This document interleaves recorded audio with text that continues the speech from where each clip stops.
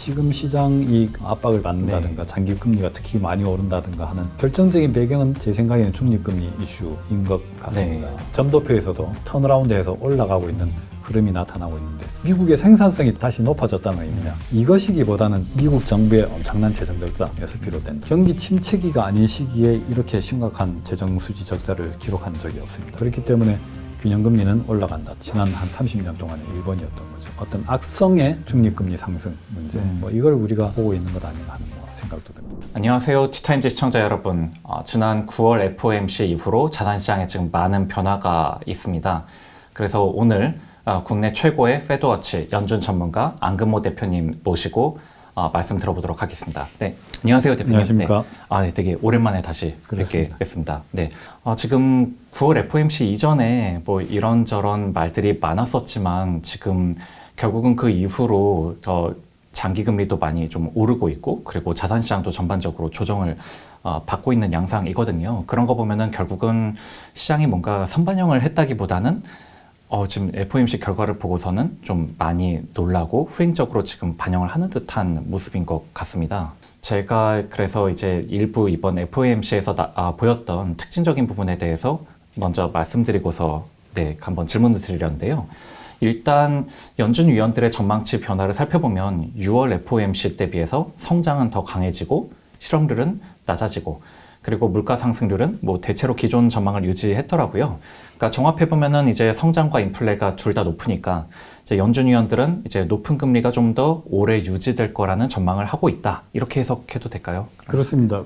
일단 표면적으로 보면은 지난 6월 FOMC 때 비해서 이번 9월 FOMC의 위원들의 경제 전망은 훨씬 더 이제 낙관적으로, 더 낙관적으로. 경제 연착륙, 그러니까 영어로 소프트 랜딩이라고 하죠. 연착륙이라는 것은 기본적으로 중앙은행이 이제 금리를 막 올려서 인플레이션을 예방하거나 이제 억제하는 뭐 그런 긴축 정책을 하는데, 보통은 이제 과거에는 대부분의 경우 경제가 이제 침체에 빠지는 하드 랜딩이라고 하죠. 근데 그런 침체에 빠지지 않고도 금리 인상을 통해서 인플레이션을 잡고 경기 팽창이 계속되도록 하는, 뭐 이게 이제 연착륙, 소프트 랜딩 이렇게 표현하는데, 비행기가 이제 내려가는 걸로 비유하면 굉장히 스무스하게 이제 잘 내려간다는 거죠, 인플레이션이.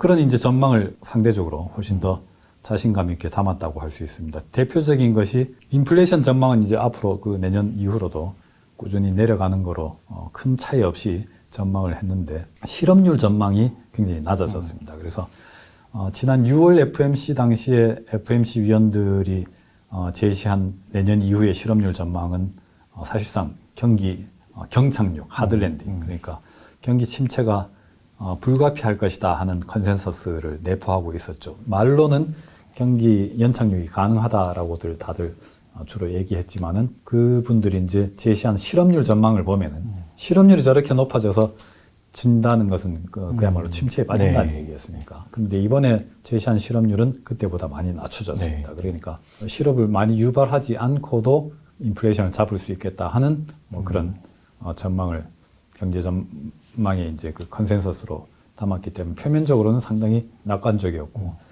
그렇게 이제 경제가 당초에 예상했던 것보다 실업이 많이 증가하지 않고 내년에 가서도 연착륙 된다면은 당연히 뭐 금리를 내년에 많이 내려야 될 필요는 없는 것 아니냐. 첫째, 경제가 이제 좋으니까 많이 내려야 될 필요가 없는 것이고, 또 둘째, 소프트 랜딩이라고는 하지만은 환자로 치면 이제 응급실에서 내진 중환자실에서 이렇게 회복실로 나와서 이렇게 이제 가료를 해나가는 그런 과정에 비유할 수 있기 때문에, 또 너무 이렇게 뭐 찬 공기를 맞는다든가 무리한다든가 하면은 바로 다시 문제가 생길 수 있듯이, 경제 또 지금 뭐 아주 역대급의 인플레이션을 한번 겪었고, 겨우 뭐 2%대로 인플레이션을 낮춰놨지만 아직은 목표를 웃돌고 있는 상황. 그 다음에 경제가 여전히 침체가 아니고 팽창을 계속하고 있는 상황이라면은 여차하면은 인플레이션 위험에 다시 노출될 수 있기 때문에, 그렇기 때문에 이제 비교적 좀 높은 금리를 덜 내리고 유지해야 되는 것 아니냐. 뭐 이런 이제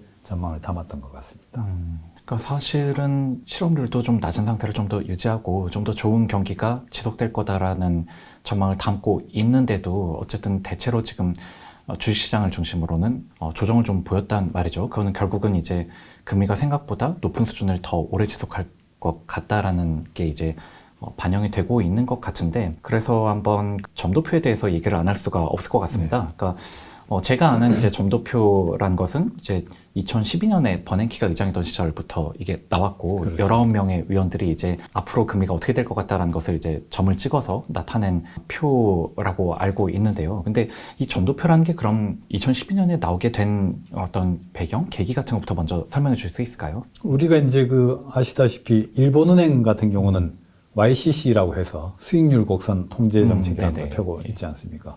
미국이 이제 2차 대전 당시에 처음 시행했던 제도이긴 한데, 보통 중앙은행은 하루짜리 내지는 일주일짜리 초단기 금리의 기준이 되는 금리를 정하고, 그 금리대로 시장 금리가 이제 형성되도록 통화량을 늘렸다 줄였다 이렇게 보통을 해왔습니다. 그 이상 만기의 이제 금리들은 이 이제 중앙은행의 아주 초단기 정책 금리를 따라서 자율적으로 결정해 나가라, 시장이. 그렇죠. 그렇게 돼 있기 때문에 10년 만기 금리 같은 경우는 경제에 가장 큰 영향을 주는 지표이긴 하지만은 중앙은행의 이제 영향력은 굉장히 멀리 떨어져 있는 것이죠. 그래서 직접적으로 10년 만기 금리는 그야말로 시장이 결정하는 금리.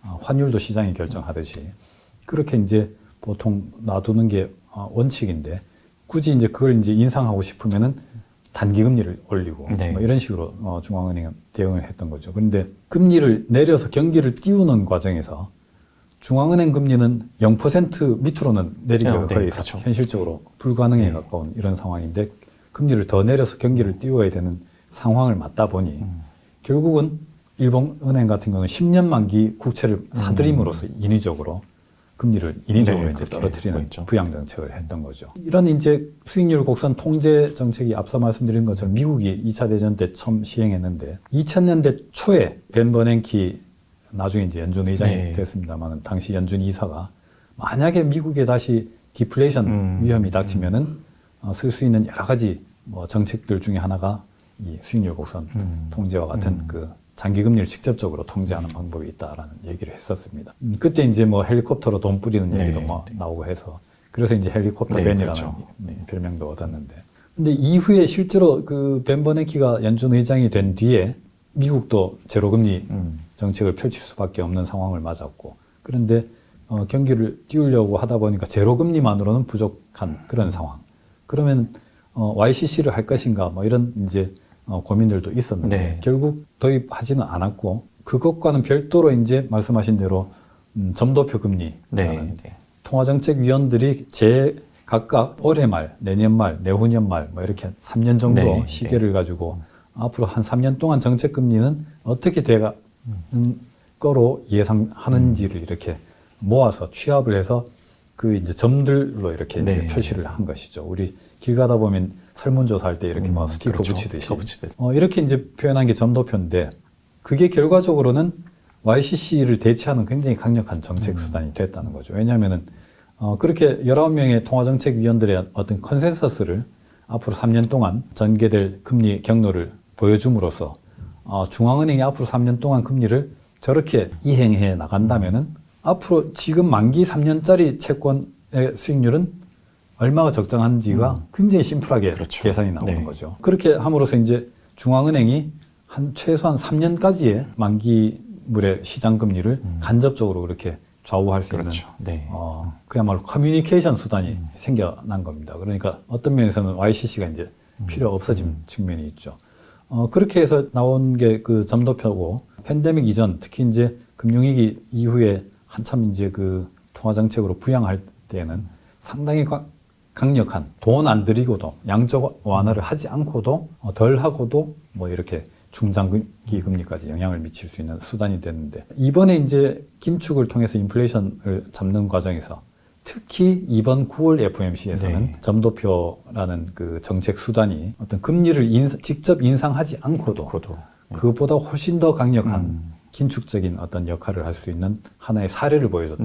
그런 측면에서 이번 회의는 굉장히 의미 있는 회의였다고 볼 수 있겠습니다. 그러니까 보면 시장에서는 이미 한 번 앞으로 또 올리냐 아니냐 그게 중요한 게 아니라, 앞으로 이제 높은 금리가 얼마나 오랫동안 이렇게 지속 될 것인가, 여기에 대해서 더 이제 좀 신경을 쓰는 그런 양상인 것 같은데요.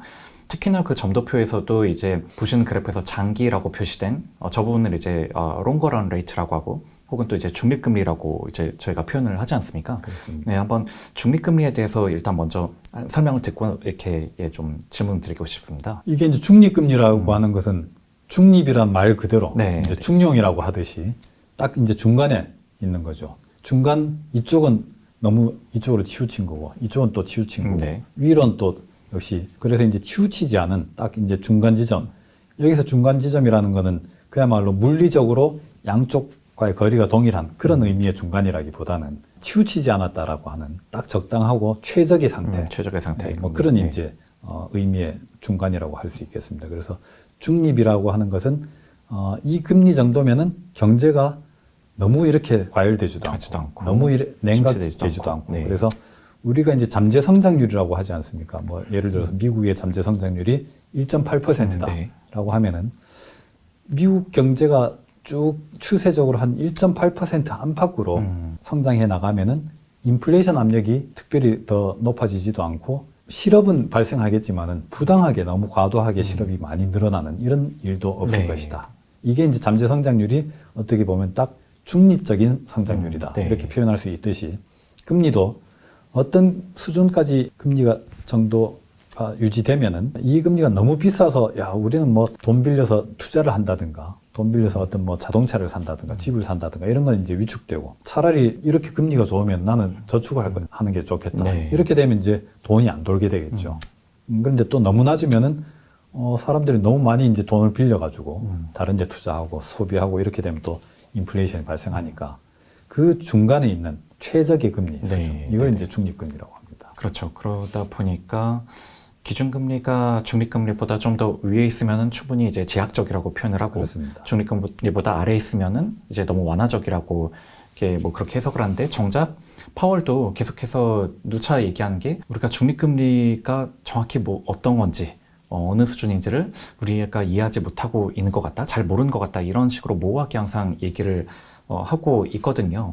그런데 지금까지 말씀 주신 점도표와 중립금리에 대한 설명을 좀 더 요약을 해보면 결국은 점도표가 앞으로 한 2, 3년 뒤까지 연준위원들이 생각하는 바를 나타내고 있다 보니까 통상 한 국채 3년물 이내까지는 점도표 연준위원들이 찍은 거대로들 이제 시장에서 움직인단 말이죠. 그렇게 가는데 이제 장기물은 아무래도 방금 설명해 주신 이런 중립금리, 연준에서 위원들이 생각하는 중립금리가 어느 정도냐, 이거를 이제 참고하면서 움직이는 것 같은데 사실상 그동안은 상당 기간 이제 그 중립금리를 한 2.5%, 롱거런을 계속 2.5%에 찍어왔고 그러다 보니까 채권시장에서도 야, 장기엔 결국은 2.5%로 간다. 지금은 막 5%가 넘어도, 기준금리 5% 넘어도 장기로는 결국 2.5%가 중립금리다라는 생각으로 장기물 금리는 기준금리보다 훨씬 낮은 위치에서 머물러 있었는데 보면은 9월 FOMC에서 이제 그러니까 중립금리를 찍은 점들이 물론 여전히 중간값은 2.5%긴 하지만 그 위로 찍은 분들이 굉장히 많단 말이죠. 심지어 3.75를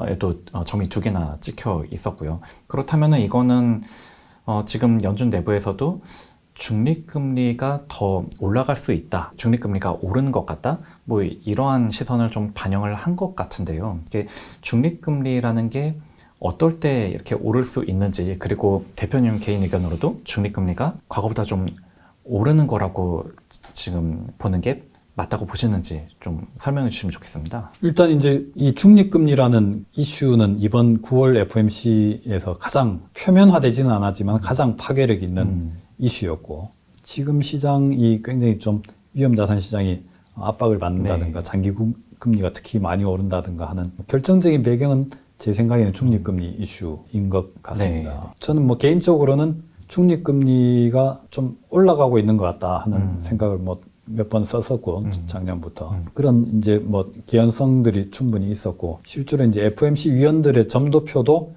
미리부터 이제 움직이고 있었죠. 이렇게 2.5%라는 중립금리 추정치 컨센서스가 지난 2019년에 이렇게 도출된 값인데 네. 이게 지금 만 4년 넘게 유지되고 있지만은 그 점들에 이제 우리가 이제 보통 점도표 금리가 얼마로 이제 나왔다라고 할 때는 그야말로 중간값입니다. 네. 이거는 물리적인 중간값입니다. 네. 그래서 19명이 점을 찍었으면은 이쪽에 9명, 이쪽에 9명 빼고 나머지 1명에 이 점이 어디 찍혀 있느냐. 네. 이 딱 중간에 있는 이 점을 가지고 우리가 컨센서스다 이렇게 결정을 하는 것이죠. 이게 이제 중립금리의 컨센서스가 그동안 4년 넘게 2.5%에 찍혀 있었지만은 점들의 분포도는 계속해서 이제 위로 움직이고 있었고 위에서도 특히 이제 더 아주 높은 곳으로 이동하는 점들이 속속 이제 등장했기 때문에 평균값을 내면은 지금 현재 2.5%보다 계속 점점 올라가서 이번에 아주 현저하게 컨센서스보다 25bp 이상 평균값이 높아졌습니다. 그 말은 뭔가 하면은 이번에 또 그야말로 컨센서스가 바뀔 수도 있었지만은 이번에 안 바뀌었으면은 12월에는 다른 조건이 동일하다면은 12월에는 바뀔 가능성이 굉장히 높다. 그 중립금리 추정치가 상승할 뭐 그렇게 볼 수 있습니다. 이 중립금리라는 게 어떻게 이제 형성되는가 하면은 뭐 크게 두 가지 측면에서 볼 수 있습니다. 2012년부터 이제 앞서 말씀하셨듯이 그 중립금리 추정치가 이제 설문을 받았는데 위원들한테 지난번 제가 여기 나왔을 때도 한번 이 대화를 했던 것 같습니다. 그러니까 그 시절만 해도 금융위기가 터진 지 얼마 안 됐을 때고 그러다 보니까 2012년, 2013년 이때만 해도 사람들의 이제 머릿속에는 우리가 돌아가야 할 정상, 노말은 금융위기가 터지기 직전에 그때가 우리가 돌아갈 정상의 시기다. 그래서 그 당시에 보통 중립금리가 뭐 대략 한 4.4% 내지는 그보다 약간 넘는다 이런 얘기들을 했고 그 당시에 이제 금융위기 직전에 10년물 금리가 대략 또 비슷하게 그렇게 됐었죠. 그렇기 때문에 점도표 처음 나올 때 2012년 그때만 해도 아마 제 기억으로는 그 중립금리 추정치가 4.25인가 뭐 그렇게 제시가 됐는데 그 이후로 계속 내려갔습니다. 그렇죠. 계속 내려갔는데 그 배경은 뭔가 하면은 그 당시에 그 배경은 FOMC 내부에서도 이제 그렇게 대략 정리를 했는데 잠재 성장률이 우리가 이제 경제가 계속 그 진행되는 걸 보니까 당초 우리가 생각했던 것보다 훨씬 낮더라. 그래서 금융위기 이전까지만 해도 미국의 잠재 성장률은 2%를 넘고 뭐 3%도 된다 뭐 이런 얘기들을 했습니다만은 금융위기 이후에 이제 이렇게 저렇게 따져보니까 뭐 한 잘 돼봐야 한 2%, 보통 뭐 1.5% 뭐 이런 식으로 이제 얘기가 나왔죠. 그래서 중립금리라는 것은 잠재 성장률과 굉장히 밀접하죠. 관계가 있습니다. 잠재 성장률은 앞서 말씀드린 것처럼 무리하지 않고 도달할 수 있는 가장 높은 성장률 수준입니다. 이걸 넘어서면은 인플레이션이고 이거보다 못하면은 실력 발휘를 못하고 있는 그런 상태, 잠재 성장률인데 이거는 뭔가 하면은 1년 동안 그 경제가 늘린 생산 양의 결과고 주로 이제 노동 인구의 증가 속도, 그러니까 노동량의 투입 증가 속도와 자본 투입의 증가 속도 내지는 생산성의 증가 속도에 비례하게 되어 있습니다. 그래서 중립금리는 기본적으로 생산성, 자본을 한 단위 더 투입했을 때 얼마를 더 벌 수 있느냐. 이게 이제 생산성이라고도 할 수 있는데 자본의 생산성. 자본의 생산성과 중립금리는 뭐 거의 뭐 동일하다. 뭐 이렇게 봐도 좋습니다. 그래서 중립금리는 자본을 하나 더 투입했을 때 기대할 수 있는 리턴. 이 비율에 의해서 이제 설정되는데 자본이 축적되고 포화되가면서 자본 한 단위를 늘렸을 때 얻을 수 있는 그 리턴의 크기는 점점 이제 작아지는 거죠. 그래서 그래프를 그리면 이렇게 이제 완만해지는. 그래서 이걸 이제 미분을 하면은 기울기가 이제 점점 완만해지고 x분의 y가 이제 점점 작아지는. 그렇게 이제 이게 이제 자본의 생산성인데 자본이 이제 포화되다 보면 생산성이 낮아지죠. 그만큼 잠재 성장률도 낮아지고 자본을 빌려서 그러면은 투자해봐야 기대할 수 있는 리턴이 높지 않기 때문에 자본에 대한 수요도 이제 줄어들죠. 그러면 이제 이자가 싸지게 되는 겁니다. 이렇게 해서 이제 미국의 중립금리가 금융위기 이후에 계속 이제 낮아지게 됐다. 그래서 4% 넘던 추정치가 2%까지 내려왔던 것이죠. 그런데 이게 지금 이렇게 점도표에서도 턴어라운드해서 올라가고 있는 흐름이 나타나고 있는데 그럼 중립금리 미국의 생산성이 더 다시 높아졌다는 의미냐? 이것이기보다는 자본에 대한 수요가 일단 늘어났다고 볼 수 있고 그럼 자본에 대한 수요가 왜 늘어났느냐 하면은 미국 정부의 엄청난 재정 적자에서 비롯된다. 그래서 결국 중립금리 내지는 균형금리라는 것은 자본에 대한 수요와 자본의 공급 이 두 곡선이 만나서 모든 이제 가격은 수요와 공급에 의해서 결정되듯이 자본의 가격이라고 할 수 있는 금리라는 것도 수요와 공급에 의해서 결정되는데 이 만나는 지점이 위로 올라가는 가더라는 거죠. 왜냐하면 정부가 자본에 대한 수요를 이렇게 네, 늘리니까 늘리니. 당연히 자본의 가격이 올라가는 그렇죠. 것이다. 네. 그런데 정부가 일시적으로 재정 적자를 이렇게 늘리면은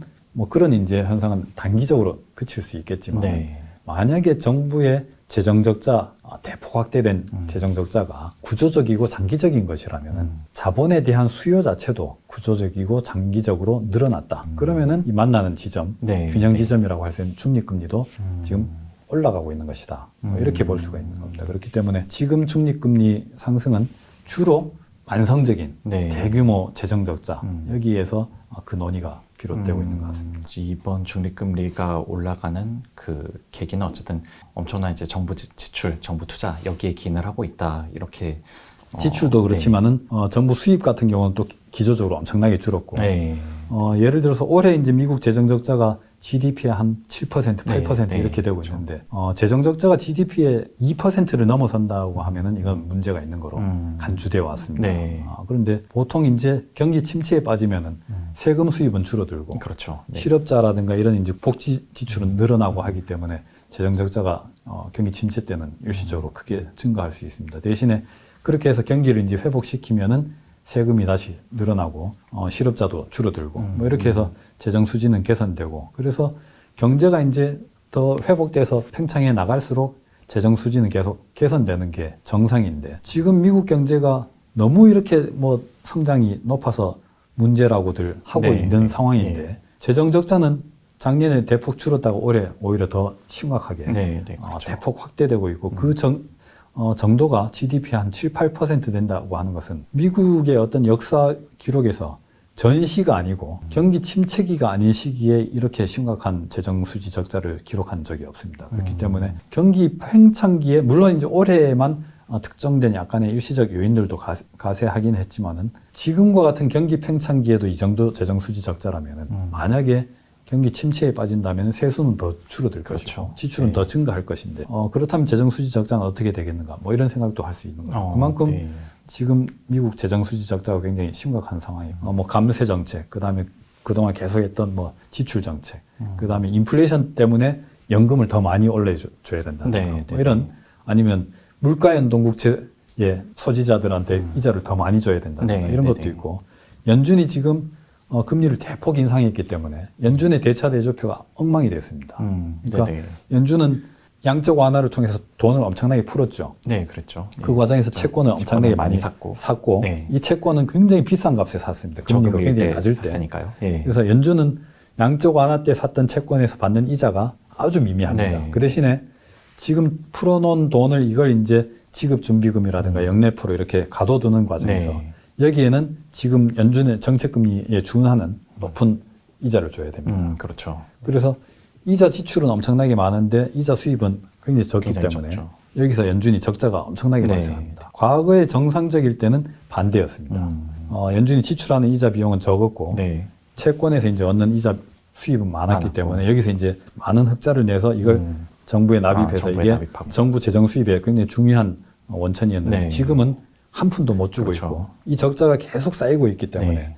나중에 흑자로 돌더라도 그래도 누적 적자를 다 적자부터 메꿔야겠죠. 메꾸기 전에는 예. 정부에 낼 돈이 없습니다. 네. 그렇기 때문에 연준이 앞으로 과거처럼 정부에 얼마를 그 돈을 납입할 시기가 언제 돌아올지 지금 가늠할 수 없는 정도. 뭐 이런 여러 가지 이유들로 인해서 미국의 재정 수지 자체가 굉장히 꼬여 있고 문제가 심각하게 돼 있기 때문에 앞으로 미국 정부는 계속해서 채권 시장에서 돈을 빌려야 될 것이고 미국 정부에 돈을 빌려줄 수 있는 것은 저축밖에 없단 말이죠. 네. 그렇기 때문에 균형금리는 올라간다. 특히 연준은 지금 더 이상 채권을 더 많이 사들이는 양적 완화를 하지 않고 오히려 만기 도래한 채권을 상환받고 있기 때문에 네, 네. 그런 양적 긴축 상태에서는 미국 정부 채권을 내지는 그야말로 돈 빌려줄 수 있는 역할을 더 이상 할 수가 없다. 중앙은행은. 뭐 네. 그런 측면에서 여러 가지 이제 문제로 인해서 시장 금리도 올라가고 있지만 아주 근본적으로 중립금리가 상승하는 문제가 발생하고 있습니다. 말씀하신 바를 약간 종합하면서 이제 그래프 하나를 같이 보시면 미 연준의 장기 기준금리는 말씀해 주셨던 대로 지금 2012년 이후로 계속 점진적으로 낮아져 왔었거든요. 그러니까 어찌 보면 제로금리 시절에는 저 장기 그러니까 기준금리, 그러니까 중립금리를 4%대로 전망을 했었단 말이죠. 근데 반대로 지금은 기준금리가 5%를 넘는데 중립금리, 그러니까 장기 기준금리를 2.5%로, 그러니까 상당히 좀 약간 엇박자를 내는 느낌이거든요. 어찌 보면은 연준 위원들도 되게 지적해 주신 것처럼 이제 바로 과거지향적인 과거의 어떤 사고에 앵커링을 해두고서 이제 우리가 나아갈 방향은 저기다라고 하면서 이제 중립금리를 이제 찍는 듯한 그런 모습인데, 그런데 말씀해 주신 것처럼 과거에는 미국의 저런 중립금리가 4%란 것은 잠재 성장률과 이제 밀접한 연관이 있었지만, 지금 이렇게 중립금리가 오른 것은 정부의 재정 적자, 그 정부의 재정 지출, 이런 것들이 지금 큰 영향을 지금 발휘를 하고 있고, 어찌 보면은 참 이렇게 얼핏 들었을 때 상당히 이제 부정적이거든요. 그러니까 계속해서 이 빚을 갚기 위해 빚을 더 내야 되는 그런 악순환, 거기에 빠지면서 지금 중립금리가 올라가는 듯한 그런 모습이라서 좀 과거의 어떤 그런 잠재 성장률이 높아서 중립금리가 높았던 것과는 좀 되게 결이 좀 다른 듯한 모습이고, 이렇게 말씀해 주신 것처럼 재정 적자가 GDP 대비 2%를 넘는 순간부터는 좀 상당히 좀 위험하고 안 좋다라고 하는데, 이런 재정 적자가 지속 가능할까요? 그러니까 이게 어느 수준부터는 분명히 좀 문제가 좀 터지지 않을지 좀 그런 우려가 좀 같이 되는데요. 글쎄요. 어쨌든 뭐 문제가 터질지 안 터질지 언제 터질지 그거는 뭐 제 능력 밖이지만은 기본적으로 좋지 않다는 것은 분명한 사실인 것 같습니다. 그래서 말씀하신 대로 잠재 성장률이 이렇게 다시 막 올라가면서 네. 적정한 금리, 감내할 수 있는 금리 수준이 높아지는 이런 거라면은 굉장히 뭐 어떤 면에서는 좋다고 할 수 있겠는데, 정부가 너무 많은 차입을 하기 때문에 금리가 비싸진다라고 한다면은, 정부의 이제 자금 수요가 많기 때문에 금리가 비싸진다고 하면은 민간들은 굉장히 힘들어지는 것이죠. 왜냐하면은 잠재 성장률 내지는 자본의 한기 이익률에 뭐 별다른 생산성의 변화가 없는데, 민간에 이 적용할 수 있는 중립금리 수준은 전혀 오르지 않았는데 정부가 이렇게 자금 수요를 늘리다 보니까 적정한 금리 수준, 중립금리 수준이 높아졌다라고 한다면은 이 금리에서는 민간들은 이제 돈을 빌리기가 어려운 것이죠. 그래서 네네. 민간 활동은, 민간의 어떤 투자 활동은 이 금리를 이제 버티고도 남을 수 있는 아주 그야말로 생산성 높은 기업들만 차입 활동을 할 수 있겠고, 나머지 이제 민간 활동은 굉장히 구축되는, 밀려나가는, 뭐 그렇게 되다 보면은 아무래도 이제 경제가 더 위축되는 뭐 이런 문제가 생기겠습니다. 정부는 그러면 왜 이렇게 높은 금리에도 불구하고 돈을 잘 빌려 쓰느냐? 기본적으로 정부기 때문에 그렇습니다. 그렇죠. 민간은 그 손익에 엄격하게 이제 손익 계산에 의해서 규제를 받지만 정부는 비싼 거를 뭐 따지지 않거든요. 민간은 비싸면 수요가 줄어드는데 금리가 높다고 해서 정부가 돈 안 빌리는 정부는 없습니다. 왜냐하면 자기 돈이 아니기 때문에 그렇죠.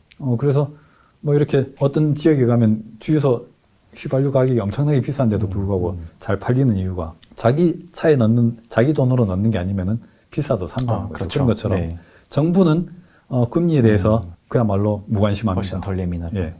그렇기 때문에 그야말로 이게 이제 문제가 그야말로 대중적으로 공유할 정도로 심각해진 다음에, 그야말로 선거에 영향을 줄 정도로 심각해지기 전까지는 정부는 그냥 비싸도 막 씁니다. 그렇기 때문에 정부는 높은 금리에도 불구하고 빚을 계속해서 내서 쓸 거고, 그렇게 이제 높다 보면은 민간의 평균 중립금리는 그보다 낮게 형성되어 있기 때문에 민간 경제는 계속 위축될 거고, 그러면 정부는 더 빚을 내서 민간을 돕겠다고 나설 것이고, 뭐 그런 이제 가장 대표적인 사례가 지난 한 30년 동안의 일본이었던 거죠.